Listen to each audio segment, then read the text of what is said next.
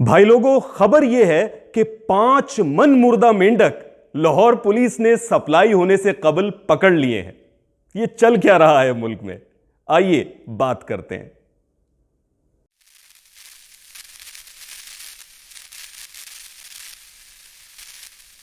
कहता हूं सच कि झूठ की आदत नहीं मुझे। अस्सलाम वालेकुम दोस्तों, अजीजों रफीको, कैसे मिजाज हैं आप सबके। अगर कि आप इस चैनल पर पहली बार आए हैं तो जान लीजिए कि इस चैनल पर मजहब से लेकर नफ्सियात तक और माशरत से लेकर किरदार साजी तक हर मुश्किल मौजू पर खुलकर गुफ्तगू होती है। लिहाजा अगर आप हमसे जुड़ना चाहते हैं तो चैनल जरूर सब्सक्राइब करें और साथ ही बेल आइकन यानी घंटी का निशान दबा दें ताकि मेरी वीडियोस हर हफ्ते आप तक पहुंचती रहें। चलिए मौजू की जानिब बढ़ते हैं। कहते हैं कि डायनासोर्स के अलावा इस कुर्रा अर्ज का कोई जानदार ऐसा नहीं है जो लाहौरियों ने खाया ना हो। बेचारों को जबरदस्ती कुत्ते खिला दिए, जालिमों ने खोते यानी गधे खिला दिए, चूहे खिला दिए और अब ये मेंढक। लाहौरियों का अलग ही स्वैग चल रहा है। जिन्हें लाहौर नहीं वेख्या वो जमिया ही नहीं। आप जानते हैं कि मेंढक के तले हुए लेग पीस फ्रांस में एक महंगी तरीन डिश तस्वुर किए जाते हैं। सोचता हूं कि लाहौर को पेरिस बनाने का दावा कहीं इसी तनाजुर में तो नहीं था।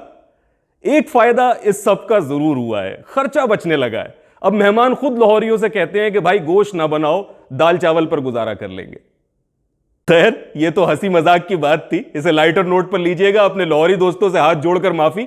जिस तरह से मेमन बिरादरी और पठान भाइयों के बारे में हम लताइफ कह जाते हैं, इसी तरीके से कुछ बातें मैं अभी कह गया हूं। बाकी कराची वालों और लाहौरियों के दरमियान तो हल्की फुल्की नोकझोंक चला ही करती है। असल हकीकत यह है कि पूरे मुल्क का यही हाल है। बल्कि हमारे एक लाहौरी दोस्त के बकौल कि लाहौर का चेक एंड बैलेंस अच्छा है, इसलिए ये मेंढक, कुत्ते, गधे, चूहे ये सब पकड़े जाते हैं। बाकी शहरों में भी ये सब कुछ चल रहा है, लेकिन वहां का चेक एंड बैलेंस नहीं है, इसलिए वो पकड़े नहीं जाते। तो अपनी खैर मनाओ। वो क्या कहते हैं कि दिल के बहलाने को गालिब, ये ख्याल अच्छा है। वतन अजीज की जो आजकल सूरत हाल है, अगर यूं ही चलती रही तो वो दिन दूर नहीं है जब हमारे रेस्टोरेंट्स में खोता पाए, कव्वा बिरयानी, कुत्ता निहारी या मेंढक हलीम बासानी दस्तयाब होंगे। यानी हर रोज एक ऐसी खबर आपका मुंह चिढ़ा रही होती है जो पूरी इंसानियत की तजलील है। मैंने तो इकरारुल हसन का सरेआम देखना इसलिए छोड़ दिया है कि अपनी इखलाकी गिरावट की जबू हाली पर दिल परेशान होकर रह जाता है और इंसान डिप्रेस हो जाता है। हमारी कौम की इन हरकतों से एक संजीदा नुक्ता यह भी बरामद होता है कि करप्ट सिर्फ सियासतदान या जर्नैल या जजेस या मीडिया नहीं है, बल्कि करप्ट हम सब हैं। फर्क सिर्फ इतना है कि जिसका जितना बड़ा जबड़ा है वो उतनी ही बड़ी बोटी इस मुल्क की उतार रहा है। यहां छाबड़ी वाले का भी यह हाल है कि वो स्ट्रॉबेरी पर रंग करके बेच रहा होता है और सड़े हुए फल नीचे रखकर थैली में डाल देता है। करप्ट वो भी है। इस मौके पर मुझे अपने कारोबारी दोस्त की वो हैरान कर देने वाली बात याद आ गई। कुछ बरस कबल शहर कराची के एक पॉश इलाके के रेस्टोरेंट में उसके साथ में बैठा हुआ था। यह शख्स बड़ा नरम दिल है, करोड़पति बिजनेसमैन है, कई घरों की किफालत कर रहा है, कई फलाही इदारे ये चला रहा है। उस दिन ये बुझा बुझा सा था। मैंने इससे दरियाफ्त किया तो जैसे फट पड़ा। कहने लगा कि आप जानते हैं कि इस मुल्क की सबसे बड़ी नाकामी की वजह इस मुल्क के गरीब हैं। यानी यह बात मुझे बड़ी अजीब लगी, बहुत जोर के झटका लगा और मुझे गुस्सा आया कि भाई ये तुम कैसी बात कर रहे हो। गरीबों पर तो जुल्म होता है, वो तो बेचारे मजलूम हैं, तुम उन्हीं को जालिम ठहरा रहे हो। तो इसने बताया कि किस तरह से इसने 9 करोड़ रुपए से एक रेस्टोरेंट खोला, लेकिन जिस दिन इसका इफ्तिताह था उसी दिन एक पंक्चर की दुकान सामने नाजायज तौर पर डाल ली गई। और कितनी कोशिश कर लें आप उसे नहीं हटा सकते, क्योंकि वो पंक्चर वाला पुलिस वालों को भी और गैर कानूनी तंजीमों को भी भत्ता देता है, लिहाजा उसे हटाना नामुमकिन है।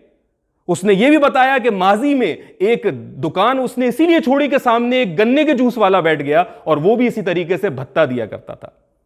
बड़े दुख से उसने मुझे बताया कि मैं सोचता हूं कि अपनी इन्वेस्टमेंट को यहां से निकालकर किसी और मुल्क ले जाऊं जहां पर मैं अपने आप को सेफ महसूस कर सकूं।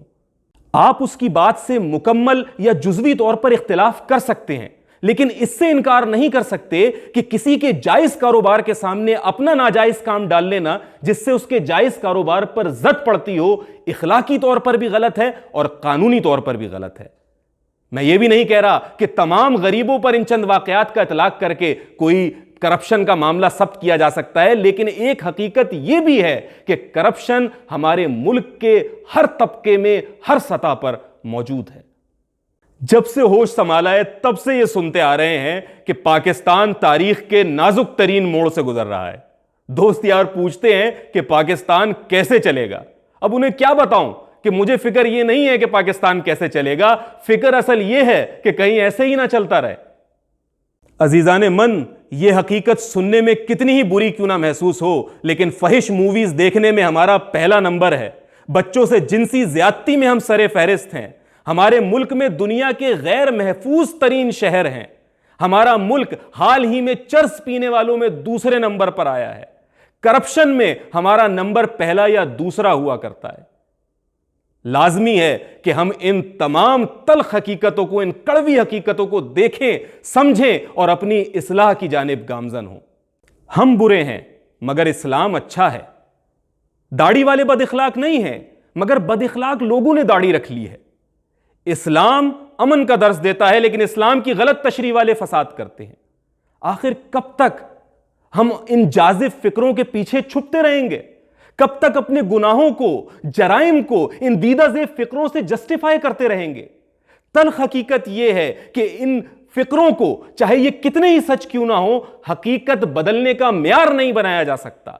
लाजमी है कि हम दुनिया के सामने अपना अमल पेश करें, वरना दुनिया हमारी किसी बात पर यकीन नहीं करेगी।